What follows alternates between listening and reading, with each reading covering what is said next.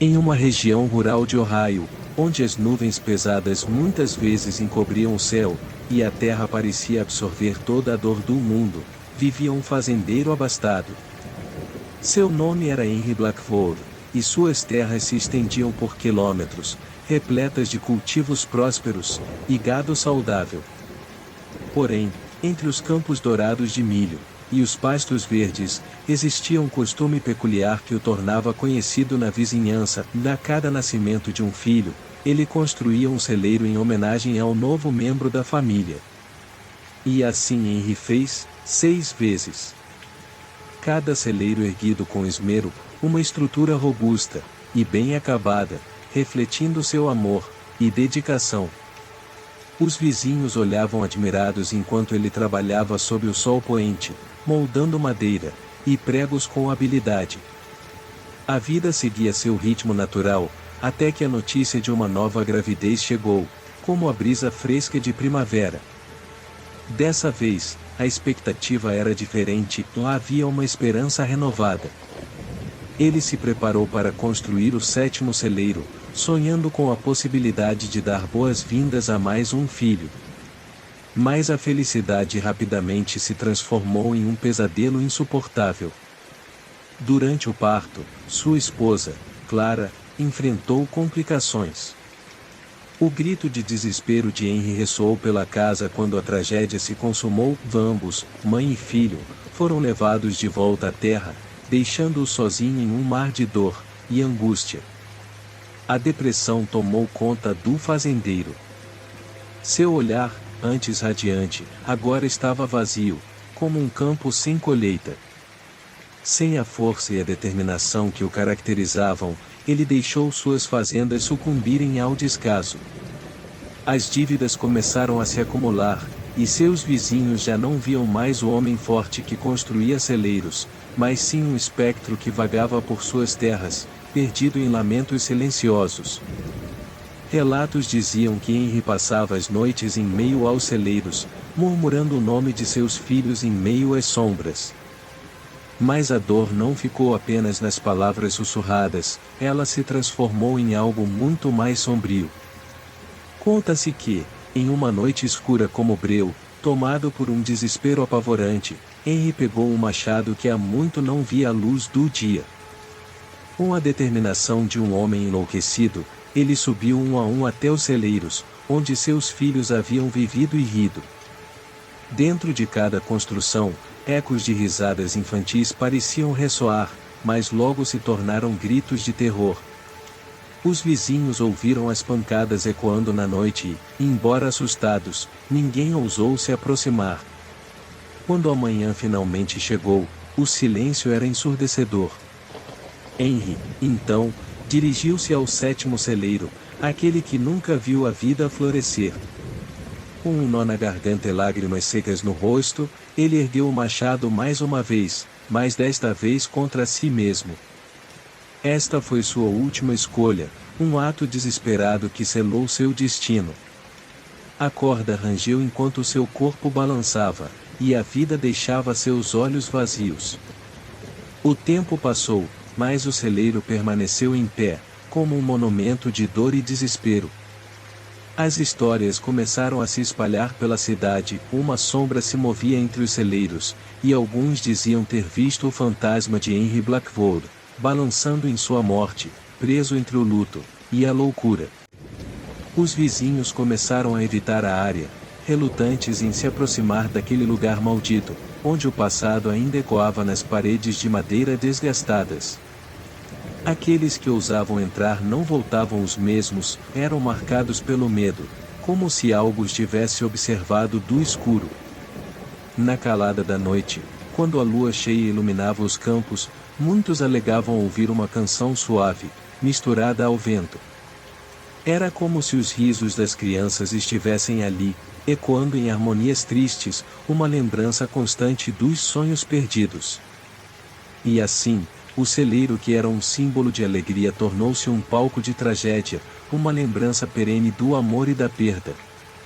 Em Ohio, Os ventos sussurrantes trazem consigo a história de Henry e de seus filhos, e a lenda do celeiro do lamento continua a assombrar aqueles que se atrevem a se aproximar. Afinal, algumas dores não se dissipam com o tempo, elas permanecem, eternas, como fantasmas dançando nas sombras. No coração da Alemanha, cercado por densas florestas, e um céu cinzento, ergue-se o que restou de uma instituição que carrega consigo as cicatrizes de um passado sombrio. O Waldorf, construído no século XX, era inicialmente um refúgio para deficientes físicos e mentais. No entanto, com a ascensão do regime nazista, esse local aprazível transformou-se em um verdadeiro campo de horror. As primeiras noites no Waldorf eram marcadas pela tranquilidade aparente, o canto dos pássaros e o sussurro do vento pareciam ditar um clima de paz. Porém, à medida que a escuridão se instalava, um ar pesado de desespero começava a pairar sobre o local. Com o advento da ideologia nazista, aquele que deveria ser um abrigo transformou-se em um confinamento para aqueles considerados indesejados. O lugar que já acolhera pessoas fragilizadas tornou-se um cárcere assombrado por gritos abafados e choros inaudíveis. As paredes da instituição, testemunhas silenciosas de atrocidades, agora estavam cobertas de mofo e tristeza. Os corredores, outrora repletos de risos infantis, ecoavam apenas os lamentos daquelas almas perdidas. De bêbados a indivíduos sensíveis, todos eram enviados ao Waldorf, onde a brutalidade da vida se tornava palpável. As vidas que ali se arrastavam eram marcadas por procedimentos cruéis, cada um deles, sem esperança de um futuro, passaria a viver como sombras de si mesmos. A insanidade do regime culminou no infame decreto de eutanásia, que permitiu que muitos fossem enviados para a morte por meio das câmaras de gás. Crianças nascidas com deformidades eram separadas de suas mães, cujos olhos carregavam a dor da perda. 97 bebês foram brutalmente exterminados sob a justificativa de um bem maior. A cena ainda vibrava na memória do lugar, como um eco distante que nunca se calaria. Com o fim da Segunda Guerra Mundial, o Waldorf foi recuperado pelos franciscanos, mas não antes de deixar uma marca indelével em sua história. O que restava daquela instituição continuou assombrado por relatos de espíritos inquietos. Aqueles que passaram por lá, ou que se aventuraram na região, frequentemente relatavam sons de choros e sussurros que pareciam vir das paredes, como se as almas atormentadas clamassem por justiça. Para alguns, a curiosidade levava-os até o antigo complexo, atraídos por histórias de terror. Grupos de jovens corajosos, armados com lanternas e coragem, entravam na construção abandonada. As risadas e brincadeiras logo se transformavam em temor ao ouvirem os primeiros ecos. Gritos distantes atravessavam os corredores, e o frio na espinha se intensificava. Olhos arregalados buscavam explicações racionais para o que viviam, mas a sensação de serem observados pelos inomináveis presenças não podia ser ignorada. Numa noite fatídica, um grupo decidiu explorar o que restava da câmara de gás. Cheios de bravura, avançaram pelas portas corroídas. Assim que atravessaram o limiar, um som avassalador filou o espaço, além das paredes frias, as vozes de crianças começaram a ecoar, um lamento desesperado por liberdade. Desesperados, eles tentaram fugir, mas as portas se fecharam com um estrondo angustiante, entrelaçando seus destinos com os daqueles que nunca conseguiram escapar. O Waldorf não era apenas um edifício, era uma cripta de segredos e dores capturadas no tempo. As vozes que ali habitavam tornaram-se uma parte do próprio lugar, perpetuando uma eternidade de sofrimento e lembranças. Os ecos do passado, agora transformados em lamentos, continuariam a ressoar, alertando aqueles que ousassem perturbá-los. E quando a última luz do dia se apagou, o lugar permanecia envolto em mistério, aguardando novos visitantes que, acreditando estar tranquilos, nunca saberão que o verdadeiro terror reside naqueles que não conseguem descansar. Cada passo dado no Valdir Auster seria um lembrete de que a história, mesmo em seu silêncio, jamais deixará de falar. Era uma manhã fria de outono em 1968 quando Claire e Julien chegaram à Maison Sanglante, uma imponente casa de campo situada em uma pequena vila na França. Envolta por um ar de mistério e cercada por árvores sombrias, a propriedade parecia deslocada do tempo. O casal se mudará em busca de tranquilidade, longe da agitação das cidades, sem saber que haviam escolhido um lar repleto de segredos obscuros. Desde a primeira noite, estranhos sons ecoaram pela casa. Gemidos distantes pareciam flutuar pelos corredores, enquanto barulhos metálicos, semelhantes ao tilintar de panelas, ressoavam na cozinha. Claire, que sempre fora mais sensível às energias do ambiente, sentiu um frio na espinha ao ouvir aquelas manifestações inquietantes. Deve ser apenas a madeira rangendo, disse Julien, tentando acalmá-la. Mas dentro dele, uma voz sussurrava que algo estava errado. As semanas se passaram, e os rumores sobre a Maison Sanglante começaram a circular entre os habitantes da vila. Diziam que a casa era assombrada, um vestígio de horrores passados. O casal decidiu ignorar as histórias e se dedicar a tornar o lugar seu lar. No entanto, os fenômenos começaram a intensificar-se. As portas batiam sozinhas, e sombras pareciam dançar nas paredes à luz da lua. Uma noite, enquanto tentavam dormir, um grito ensurdecedor cortou o silêncio. Assustados, os dois correram até a cozinha, onde uma panela havia caído no chão, como se tivesse sido empurrada por mãos invisíveis. A tensão e o medo cresceram. Eles decidiram não contar a ninguém sobre o que estavam vivenciando, preocupados com a repercussão que isso poderia ter. Certa manhã, Claire acordou com a sensação de que algo estava diferente. O horror se manifestou quando ela percebeu manchas vermelhas nas paredes do corredor. A princípio, pensou que fosse tinta, mas ao tocar, descobriu que não era nada menos que sangue. Desesperada, ela chamou Julien. "Olhe isso!" exclamou, tremendo. Ele examinou a mancha, mas, antes que pudesse formular uma explicação, novos gemidos tornaram-se audíveis, agora mais próximos. A pressão em seus peitos aumentou, e a paranoia tomou conta de suas mentes. Não conseguiram mais ignorar a situação. Decidiram contatar a polícia, que em sua visita, encontrou apenas indícios de vandalismo. Nenhum corpo, nenhum rastro de crime. A incredulidade dos oficiais fez com que o casal se sentisse ainda mais isolado em seu desespero. Angustiados, eles buscaram ajuda religiosa e chamaram um padre local. Após inspecionar a casa, o homem de Deus ficou visivelmente abalado, sentindo a forte presença de algo maligno. "É uma obra do diabo", disse ele solenemente. "Esta casa deve ser demolida." A decisão ressoou com um eco de esperança e terror na mente de Claire e Julien. Era a única saída, mas também poderia liberar algo terrível. A demolição começou sob o olhar atento da vila, que formou um grupo de curiosos para observar o que parecia ser um rito de exorcismo. Pouco antes da máquina começar a destruir a estrutura, um vento gélido soprava, como se a própria casa estivesse protestando contra o ato iminente. Os sons aumentaram, os gemidos tornaram-se gritos, e então houve uma explosão de caos. Quando a primeira parede caiu, uma descoberta horrenda aguardava por eles. O chão estava coberto por restos de seres humanos. Era uma cena aterradora.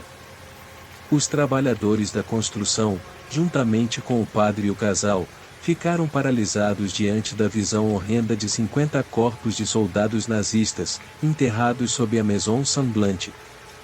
O silêncio se estabeleceu, apenas rompido pelo som de um desejo de liberdade, e a casa finalmente liberada de seu fardo sombrio. Claire e Julien não podiam acreditar no que viam. A vila estava em estado de choque. Aqueles corpos eram uma lembrança cruel da Segunda Guerra Mundial, um passado que a França tentava esquecer. Ao investigar, descobriram que a região tinha sido um campo de batalha, e muitos soldados tinham desaparecido, sendo considerados como faltantes em ação. A casa havia se tornado um mausoléu, guarda de uma história que a sociedade queria enterrar. O padre, com lágrimas nos olhos, murmurou uma oração enquanto o sol começava a se pôr. A luz dourada filtrava-se pelas ruínas, trazendo uma sensação de paz, mas as memórias permaneciam.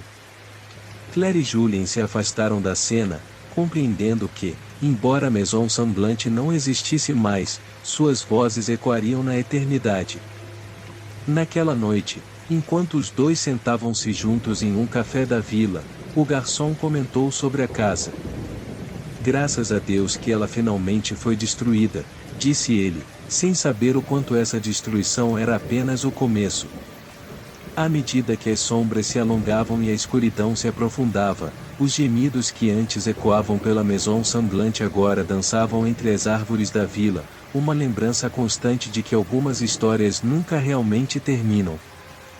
Na vastidão das florestas da Rússia, onde a luz do sol raramente penetra o denso emaranhado de árvores e folhagens, uma sombra se esconde. Os aldeões ao redor contam histórias sobre ele, um ser temido chamado Antsibal. Ninguém nunca o viu, mas o medo permeia o ar como o cheiro da floresta úmida após a chuva. Nos sussurros à beira da fogueira, eles falam de suas aparências mais horripilantes, descrevendo-o como uma criatura alta e esguia, envolta em água pantanosa e com partes do corpo disfarçadas por vegetação densa e troncos retorcidos. Dizia-se que Antsibal era o guardião daquela floresta, mas um guardião avassalador que não hesitava em punir os intrusos que ousassem invadir seu domínio. Após cada relato, um profundo silêncio caía, como se a própria floresta estivesse escutando, medindo a gravidade do que fora dito. Qualquer um que se aventurasse por aquelas trilhas conhecia o adágio, e não olhe para a sombra, pois ela pode te olhar de volta. As lendas começaram há gerações. Um dos primeiros contos falava de uma mulher chamada Irina, que se perdeu durante uma tempestade e se aventurou adentro da floresta. Acreditava-se que, enquanto vagava entre as árvores, ela sentia ser observada, como se os galhos e arbustos a seguissem. Em sua busca desesperada por uma saída, de repente, a sensação de ser observada se intensificou. A última coisa que ela ouviu antes de desaparecer foi um sussurro quase inaudível, que se transformou em um grito aterrorizante. Seus amigos nunca a viram novamente. Os moradores da aldeia agora evitavam a floresta à noite. Algumas crianças, no entanto, eram fascinadas pelas histórias. Entre elas, havia Sasha, uma garota ousada e curiosa. Certa noite, embalada pelos contos de bravura e coragem, decidiu que iria desbravar a floresta, mesmo sabendo das advertências. Munida apenas de uma lanterna e de um coração pulsante de adrenalina, adentrou na escuridão. Cada passo que dava parecia ecoar mais alto do que o anterior. A atmosfera era tensa, e o som do vento passando pelas árvores se transformou em um murmúrio incessante. Quando a lua se escondeu atrás de nuvens pesadas, Sasha começou a sentir um frio inexplicável. A luminescência fraca de sua lanterna tremeluzia, projetando sombras dançantes nas árvores. A floresta, outrora familiar à luz do dia, agora era um labirinto de sombras e silêncios. De repente, um estalo abrupto quebrou o silêncio, fazendo Sasha parar em seu lugar. Seus sentidos gritaram, e uma sensação de desorientação a dominou. Era como se a floresta estivesse viva, reagindo à sua presença. Ela girou a lanterna, mas a luz parecia falhar, e em questão de momentos, tudo ao seu redor ficou envolto em uma escuridão opressiva e sufocante. Antsibal, pensou, enquanto seu coração batia rapidamente. Um clamor de poço profundo ecoou em sua mente. Foi nesse instante que uma figura alta surgiu entre as árvores, algo coberto por vegetação, quase indistinguível do próprio ambiente. O pânico tomou conta dela quando, sem saber como, sentiu-se incapaz de escapar. Ele estava ali, diante dela, emanando uma aura de poder e malevolência. Sasha tentou gritar, mas não conseguia produzir som. O mundo ao seu redor se tornava uma massa aborrada. Todo e qualquer sentido lhe foi arrancado. Olhando em volta, viu apenas formas indistintas e sentiu o chão tremer sob seus pés. O terror tomou conta de seu corpo e mente. Ele a havia encontrado, e o que aconteceria a seguir era tudo o que as histórias alertavam: a perda total dos sentidos, seguida de uma condenação à escuridão eterna. Na aldeia, a espera por Sasha se arrastou por dias. Quando os aldeões finalmente decidiram buscá-la, encontraram apenas sua lanterna, ainda acesa, solitária e tremulante à entrada da floresta. Seus corações se apertaram, compreendendo que o mesmo destino que aconteceu com Irina poderia ter tomado conta daquela nova jovem. O mesmo sussurro que assombrara tantos agora ecoava em suas mentes. Não olhe para a sombra, pois ela pode te olhar de volta. Com o tempo, a história de Sasha se tornou parte do pavor coletivo da aldeia, um aviso para aqueles que se atreviam a buscar o desconhecido. Alguns dizem que, em noites de lua cheia, você pode ouvir os lamentos de sua alma perdida misturados ao vento, um lembrete sombrio de que Antsibal ainda ronda a floresta, esperando pacientemente por sua próxima vítima. A lenda de Antsibal persiste, alimentando os medos das gerações e mantendo a floresta como uma entidade temida e respeitada. As sombras, que se estendem entre as árvores, são agora vistas como olhos, observando todos que têm a audácia de entrar em seu reino. E assim, o ciclo continua, eternamente repetido, enquanto Antsibal permanece oculto, uma lenda viva, pronta para capturar aqueles que desafiam a escuridão. Inaugurado em 1924, o Hotel Cecil, localizado no coração de Los Angeles, não é apenas uma construção imponente, é um arquivo de histórias sombrias que se entrelaçam ao longo das décadas. Desde a sua abertura, o hotel foi palco de eventos tão perturbadores que, para muitos, se tornaram lendas urbanas. Assassinatos, suicídios e alegações de forças malignas permeiam a atmosfera desse local, transformando-o em um dos endereços mais infames da cidade. A princípio, o Hotel Cecil foi concebido como um destino luxuoso para viajantes. Com móveis elegantes e uma arquitetura magnífica, ele prometia conforto e sofisticação. No entanto, essa imagem glamourosa logo se contrastou com a realidade sombria que o aguardava. No mesmo ano de sua inauguração, um suicídio chocou os hóspedes. Uma jovem mulher, cuja identidade se perdeu nas brumas do tempo, decidiu colocar fim à sua vida no quarto 410. Este ato trágico plantou as primeiras sementes de terror dentro das paredes do hotel. Com o passar dos anos, o Hotel Cecil tornou-se um abrigo para os destituídos e os perdidos. Sua reputação começou a se deteriorar, e os preços acessíveis atraíram pessoas em busca de abrigo temporário. Entre esses hóspedes estavam os que fugiam de problemas pessoais, os que enfrentavam vícios e aqueles que buscavam uma nova vida, mas frequentemente encontravam apenas a cólera de um passado mal resolvido. Nos anos 30 e 40, o hotel se tornou um ponto de encontro para criminosos e viciados, algo que culminou em vários homicídios. O hotel foi cenário de crimes brutais, cada um mais perturbador do que o anterior. Um desses casos foi o assassinato de Elizabeth Short, conhecida como a Dama de Preto. Embora seu corpo tenha sido encontrado em outro local, muitos afirmam que suas últimas horas de vida podem ter sido passadas nas sombrias dependências do hotel. Histórias de suicídios e mortes violentas foram se acumulando, e com elas, rumores sobre a presença de forças sobrenaturais começaram a surgir. Clientes começaram a relatar experiências inexplicáveis, luzes piscando, portas abrindo e fechando sozinhas, sussurros que pareciam vir de quartos vazios. Alguns chegaram a afirmar que viam aparições de hóspedes que nunca deixaram o hotel. Um dos relatos mais famosos é o de uma mulher que, anos após sua morte, foi vista vagando pelos corredores, vestida com roupas antiquadas. Os funcionários aprenderam a lidar com esses fenômenos, mas sempre de maneira cautelosa, temendo provocar as forças que habitavam o lugar. Na década de 2010, o Hotel Cecil entrou para a cultura pop de uma maneira que poucos locais poderiam se imaginar. A série American Horror Story fez referência ao hotel, utilizando sua história assustadora como base para tramas de horror psicológico.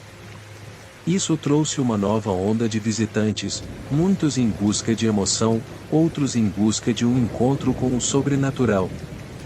A série traz à tona não apenas o terror físico, mas também as tragédias emocionais que ocorreram dentro dessas paredes.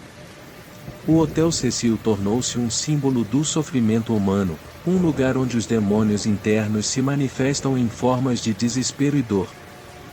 Recentemente, o hotel passou por reformas e reabriu suas portas como um estabelecimento modernizado. Porém, as cicatrizes de seu passado continuam a assombrar cada canto.